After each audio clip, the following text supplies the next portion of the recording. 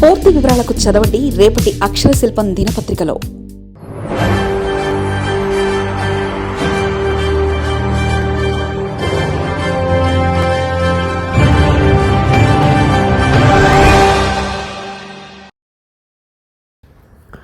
ముగ్గురు ముఖ్యమంత్రుల సఖ్యత, ఐక్యత, దక్షిణాది జల వివాదాలకు స్నేహమోక్ష్యం. ఒకే తాటిపై ఏపీ, తెలంగాణ, కర్ణాటక ముఖ్యమంత్రులు. దశాబ్దాల ఆల్మట్టి ఎత్తిపెంపు వివాదంపై టేబుల్ సెంటిమెంట్కు ముగ్గురు సీఎంల మొగ్గు. దక్షిణ భారతదేశ రాజకీయ ఆర్థిక ప్రగతిని దశాబ్దాలుగా పట్టిపీడిస్తున్న అంతర్రాష్ట్ర జల వివాదాలు శాశ్వత పరిష్కారానికి ఇప్పుడు ఒక అరుదైన చారిత్రాత్మకమైన అవకాశం లభించింది. ఆంధ్రప్రదేశ్ ముఖ్యమంత్రి నారా చంద్రబాబు నాయుడు, తెలంగాణ సీఎం ఏ రేవంత్ రెడ్డి, కర్ణాటక ముఖ్యమంత్రి డీకే శివకుమార్ ఒకే రాజకీయ ఆలోచన సరణిలో రాజకీయ పంతాలను పక్కన పెట్టి ముందుకు సాగుతుండడం గమనార్హం. మొండి పట్టుదలకు పోకుండా కేవలం చర్చల ద్వారానే నదీ జలాల సమస్యను పరిష్కరించుకుంటామని ఈ ముగ్గురు నేతలు ప్రకటించడం తెలుగు రాష్ట్రాలతో పాటు కర్ణాటకలోనూ కొత్త ఆశలను చిగురింపచేస్తుంది. ఇందులో భాగంగానే తొలి ప్రాథమిక అడుగుగా తుంగభద్ర బోర్డు పరిధిలోని సమస్యల పరిష్కారానికి తక్షణమే ఒక సమన్వయ కమిటీని కూడా ఏర్పాటు చేసుకున్నారు. అయితే దశాబ్దాలుగా నలుగుతున్న జల సమస్యలపై కూడా ఇదే సఖ్యతతో దృష్టి సారిస్తేనే దక్షిణాది ఐక్యత, సమగ్ర అభివృద్ధి సాధ్యమవుతుందని నీటిపారుదల రంగ నిపుణులు స్పష్టం చేస్తున్నారు. ముగ్గురు ముఖ్యమంత్రుల సఖ్యతకు, వారి స్నేహబంధానికి రాబోయే రోజుల్లో ఎదురవబోయే అతిపెద్ద పరీక్ష కర్ణాటకలోని కృష్ణానదిపై ఉన్న ఆల్మట్టి డ్యాం ఎత్తుపెంపు వ్యవహారమే.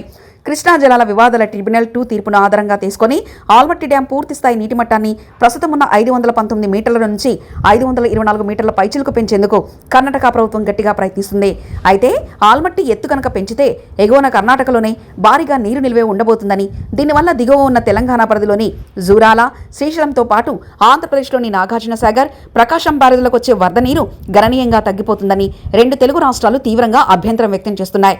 ఈ అత్యంత కీలకమైన అంశంపై ముగ్గురు సీఎంలు రాజకీయ లబ్ధిని పక్కన పెట్టి పరస్పర అవగాహనతో ఒక మధ్య మార్గ ఫార్ములాను కనుగొనాల్సి వచ్చింది. ఉమ్మడి ఆంధ్రప్రదేశ్ విభజన జరిగిన తర్వాత కృష్ణా జలాల పంపిణీ అంశం రెండు తెలుగు రాష్ట్రాల మధ్య మరింత క్లిష్టంగా మారింది. తెలంగాణ, ఆంధ్రప్రదేశ్ రాష్ట్రాల మధ్య నీటి కేటాయింపులపై బ్రిజేష్ కుమార్ ట్రిబ్యునల్ ముందు సుదీర్ఘ వాదనలు ఇంకా కొనసాగుతూనే ఉన్నాయి. ఈ వివాదంలో కర్ణాటక కూడా ఒక ప్రధాన భాగస్వామిగా కొనసాగుతుంది.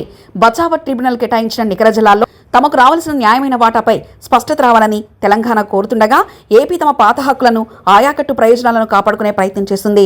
ఈ మూడు రాష్ట్రాల ముఖ్యమంత్రులు కోర్టులు, ట్రిబ్యునల్ల చుట్టూ తిరుగుతూ కాలయాపన చేయడం కంటే ఒక చోట కూర్చొని పొలిటికల్ అండ్ టెక్నికల్ సెంటిమెంట్లు చేసుకుంటే ఈ దశాబ్దాల నాటి సమస్యకు శాశ్వత పరిష్కారం దొరికే అవకాశం ఉంటుంది. ఇటీవల నియమించిన తుంగభద్ర సమన్వయ కమిటీ ముందు తక్షణమే పరిష్కరించాల్సిన సవాళ్లు చాలా ఉన్నాయి. ముఖ్యంగా తుంగభద్ర జలాశయంలో భారీగా పేరుకుపోయిన పూడిక కారణంగా డ్యాం నీటి నిల్వ సామర్థ్యం దాదాపు 30 టీఎంసీలకు పైగా తగ్గిపోయింది. దీనికి ప్రత్యామ్నాయంగా నవలి వద్ద బ్యాలెన్సింగ్ రిజర్వాయర్ నిర్మించాలనే కర్ణాటక ప్రతిపాదనపై ఏపీ, తెలంగాణలో పూర్తి అవగాహనకు దార్చాల్సి ఉంది. దీనికి ప్రాథమికంగా అంగీకారం తెలిపినట్లు ప్రచారం జరుగుతున్నా క్షేత్రస్థాయిలో అడుగులు పడాల్సి ఉంది. అలాగే తుంగభద్ర ఎగువ, దిగువ కాలువల ఆధునీకరణ పనులు సకాలంలో జరగకపోవడం వల్ల ఏపీలోని రాయలసీమ ప్రాంతానికి, తెలంగాణలోని జోగులాంబ, గద్వాల జిల్లాలకు సకాలంలో నీరందడం లేదు. ముగ్గురు ముఖ్యమంత్రులు సంయుక్తంగా నిధులు కేటాయించి ఈ పనులను వేగవంతంగా చేయాల్సి ఉంది. దక్షిణాది రాష్ట్రాల నీటి కొరతను శాశ్వతంగా తీర్చడానికి కేంద్ర ప్రభుత్వం ప్రతిపాదించిన గోదావరి, కృష్ణా, పెన్నా, కావేరి నదుల అనుసంధానాల ప్రాజెక్టు విజయవంతం కావాలన్నా కూడా ఈ ముగ్గురు ముఖ్యమంత్రుల పాత్ర అత్యంత కీలకం కానుంది. గోదావరి నదిలోని మిగులు జలాలను కృష్ణా బేసిన్కు, అక్కడి నుంచి కర్ణాటక, తమిళనాడుకు తరలించే విషయంలో ఆంధ్రప్రదేశ్, తెలంగాణల అనుమతి, సహకారం తప్పనిసరి. తమ రాష్ట్రాల అవసరాలు పూర్తిగా తీరిన తర్వాతే నీటి తరలింపు జరగాలనేది తెలుగు రాష్ట్రాలు గట్టిగా వాదిస్తున్నాయి. ఈ విషయంలో ముగ్గురు ముఖ్యమంత్రులు ఒకే తాటిపైకొస్తే కేంద్ర ప్రభుత్వంపై సంయుక్తంగా ఒత్తిడి తెచ్చి దీనికి జాతీయ ప్రాజెక్టుగా మార్చి వందల కోట్ల నిధులు సాధించవచ్చు. రాజకీయంగా ఎవరి సిద్ధాంతాలు, ఎవరి ప్రాంతీయ ప్రయోజనాలు వారికి ఉన్నప్పటికీ ప్రకృతి ఇచ్చిన నీటి వనరుల పంపిణీ విషయంలో మాత్రం సఖ్యత ఉంటేనే సమగ్ర అభివృద్ధి సాధ్యమవుతుంది. అంతర్గత జల వివాదాలను తామే స్వయంగా పరిష్కరించుకోగలగమని ఈ ముగ్గురు ముఖ్యమంత్రులు నిరూపిస్తే అది దేశ రాజకీయాల్లోని దక్షిణాది ఐక్యతకు ఒక సరికొత్త దిక్సూచిగా మారుతుంది. మరిన్ని కథనాల కోసం సబ్స్క్రైబ్ చేసుకోండి మీ అక్షర శిల్పం. పూర్తి వివరాలకు చదవండి రేపటి అక్షర శిల్పం దినపత్రికలో.